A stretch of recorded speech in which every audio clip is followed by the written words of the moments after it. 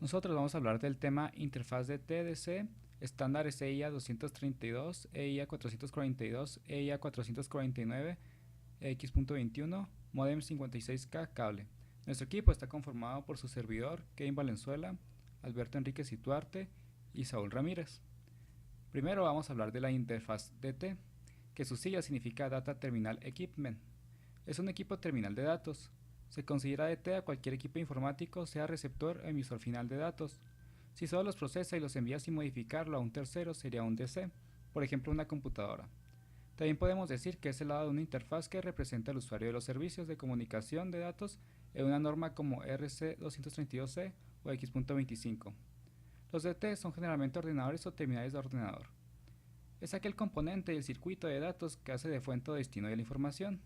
Puede ser un terminal, una impresora o también un potente ordenador. La característica definitoria de un DT no es la eficiencia ni la potencia de cálculo, sino la función que realiza. Ser origen o destino de una comunicación. Un DT fuente por lo general contiene la información almacenada en un dispositivo de memoria principal, permanente, que se modifica sin flujo electrónico continuo. El DT destino es aquel que recibe una información o datos de manera directa o indirecta, sin alterar el contenido de la información durante el total del proceso. Generadores de temporización, regeneradores de impulsos y dispositivos de control, junto con el equipo con otras funciones como protección contra errores o llamada y respuestas automáticas. Algunos de estos equipos pueden ser equipos intermedios separados o situados en el DT. En la siguiente figura se muestra el diagrama de bloques de un sistema de comunicaciones por computadora. Observe que la interfaz de TDC se destaca en dicha figura. Algunos ejemplos del DC es un modem o CCU o DCU. Aquí está la figura que comentábamos. Como se pueden ver en esta figura, vemos como todos los dispositivos DT están controlados por el DT. Es como si el DT es el que recibe y envía información a todos estos dispositivos. Estándares.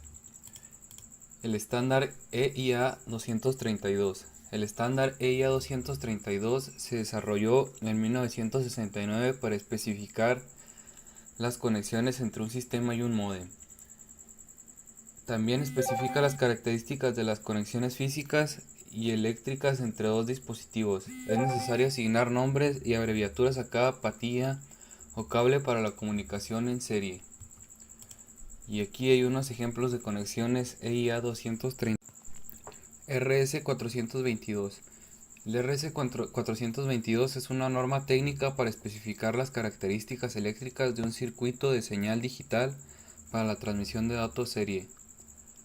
Este especifica una señal diferencial que puede transmitir datos a velocidades de hasta 10 megabits por segundo o puede enviar datos por cable siempre y cuando no supere los 12 metros.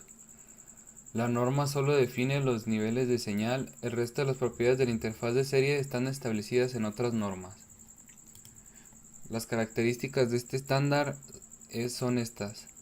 Varias ventajas clave que ofrece esta norma incluyen el receptor diferencial, un conductor de diferencial y velocidades de datos de hasta 10 megabaudios a los 12 metros.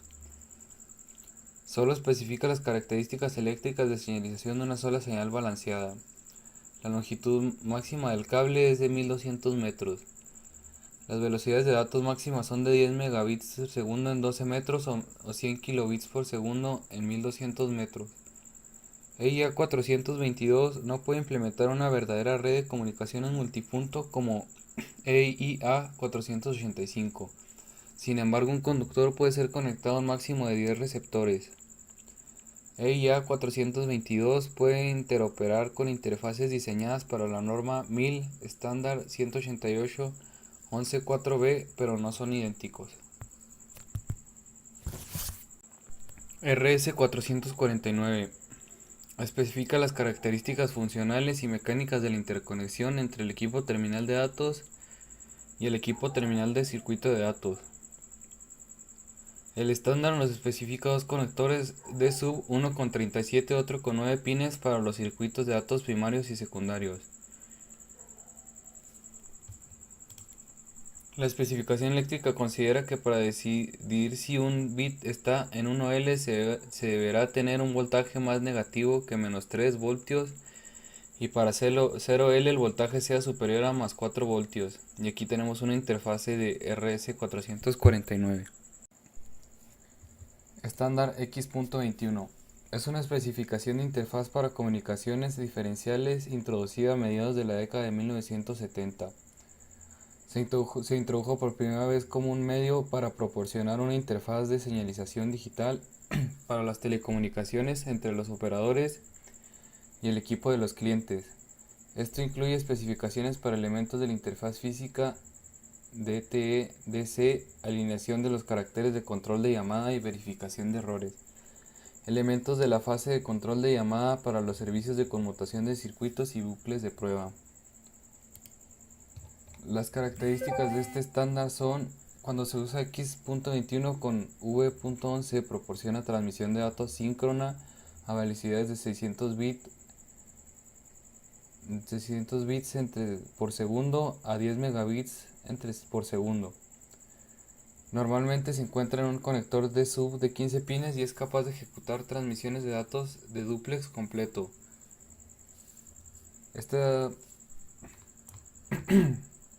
Estos estándares se usan principalmente en Europa y Japón. A continuación vamos a hablar sobre los módems de 56K. ¿Qué fue de los módems de marcación telefónica? Uno se sentaba frente al ordenador, lo encendía, abría la aplicación de marcación telefónica y cuando pulsaba en conectar, el módem comenzaba a emitir una serie de pitidos indescifrables.